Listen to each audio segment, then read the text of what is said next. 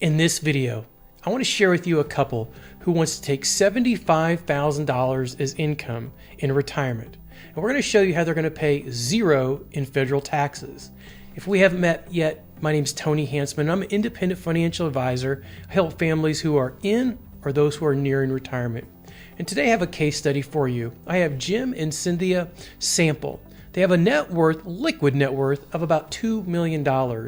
$1.4 million in an IRA, $100,000 in a Roth, and about $500,000 in non-qualified or a dividend-paying portfolio after taxes in their brokerage account. And I'd like to jump right into our tax software. And please remember, I'm an independent financial advisor with fiduciary responsibility. However, I am not tax licensed.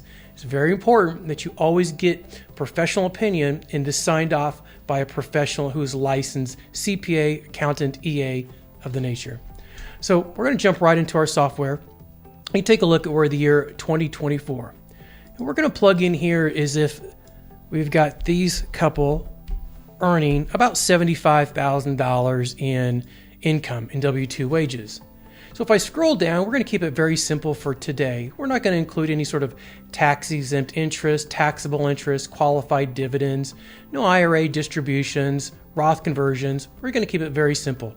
So if I scroll down, you can see that because they are married and over the age of 65, that they have a standard deduction of $32,300 with an adjusted gross income of $75,000. So in this particular case, while they're still working, they have a taxable income of $42,700 or about a $4,660 federal tax obligation. Now, I'm not going to go into the weeds on FICA cost or individual state taxes. Everybody knows their own state and what those will possibly be, but for this sake, we're keeping it very, very simple. Now let's say that they're ready to retire. So we're going to go back up to the top, and remember they had about $4,600 in federal taxes. We're going to come back up here and we're going to eliminate that income. And you can see that goes away. And I'm going to scroll down, and the first amount of money that we're going to put in for them is that Jim and Cindy have about $58,000 in income from their Social Security. And you can see the provisional calculation is this time is zero.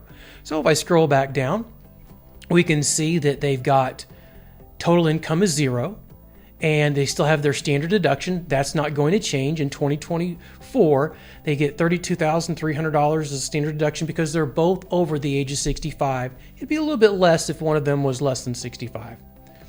And so you can see their taxable income is zero and their total tax obligation is zero. So not too shabby, almost $60,000, and they have no taxable income. Now remember, they want to try to get to $75,000 and make that federal income tax as low as they possibly can. So if I scroll back up, the second strategy that we're going to use is and we're not going to do any sort of Roth conversions. I know it's pretty popular, but for this case, we're actually going to dive into their qualified money, the money that's their brokerage account. And so I can come right here and put in that they're going to take with about $500,000 in that plan. Let's just say a 3.5% dividend is $17,500. They've held that long enough to make it all eligible to be classified as long-term capital gains and qualified dividends. $17,500 is that 3.5% dividend. But you can see right here in the provisional income, now we have a taxable Social Security amount. So you'll see if I scroll down, they're going to classify the $17,500.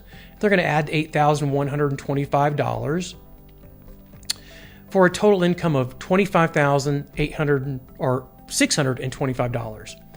But they still are below their standard deduction of $32,300, and you can see that they still have no taxable income. So pretty neat. So they're earning $75,500 and paying zero taxes. I mean, how amazing is that? I wish that we could do this for every single person, but I've been preaching this for a number of years, that we want to have a better balance between our IRA money, our after-tax dollars, and our tax-free dollars. So if we can do that earlier in life, then you're going to be able to have more opportunities and take strategies like this going into retirement. Now, if I come back up to the top, even though we've met their obligation or what they were hoping for with $75,000, this gives them $75,500. Let's go ahead and just bump them up to $90,000. And so what I'm going to do is I'm going to reach out over to their IRA. And I'm going to take out $14,500. And you see, if we add up these three numbers, 17.5, 14.5, plus the $58,000 is a total of $90,000 of income. Now, look at this very closely as our provisional income calculation has gone up on the Social Security again. But with $90,000 of income coming in, again, $58,000 from Social Security, $17,500 from a qualified dividend-paying portfolio, and $14,500 from the IRA distribution that has $1.4 million sitting in that account. And we're assuming this is the age of 65. If I scroll back down, you can see here's our total adjusted gross income of $52,450. Now we're over our standard deduction now of $32,300. And we have a taxable income of $20,150.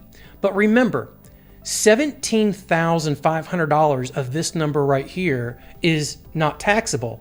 In 2024, we can earn a little bit more than $94,000 in long-term capital gains and pay zero tax on it.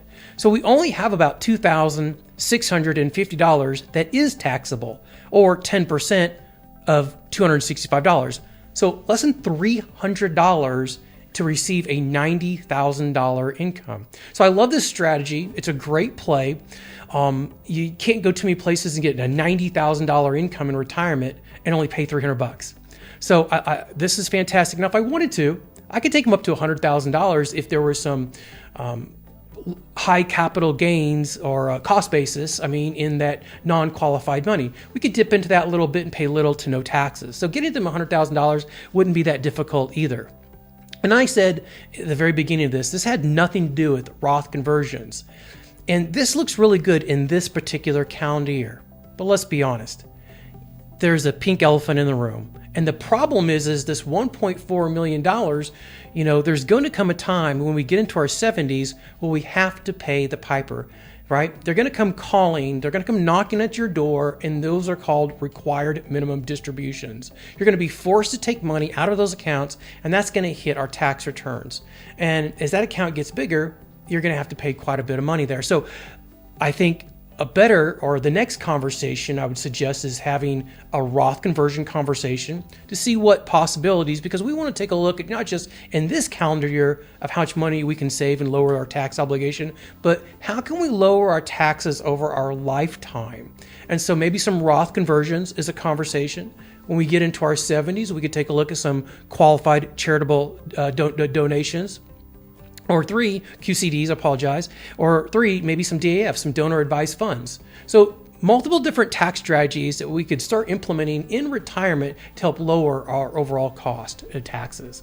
Hope you enjoyed this video. Please like and subscribe if you found this very helpful. And always remember to consult a licensed professional who understands your specific goals and dreams.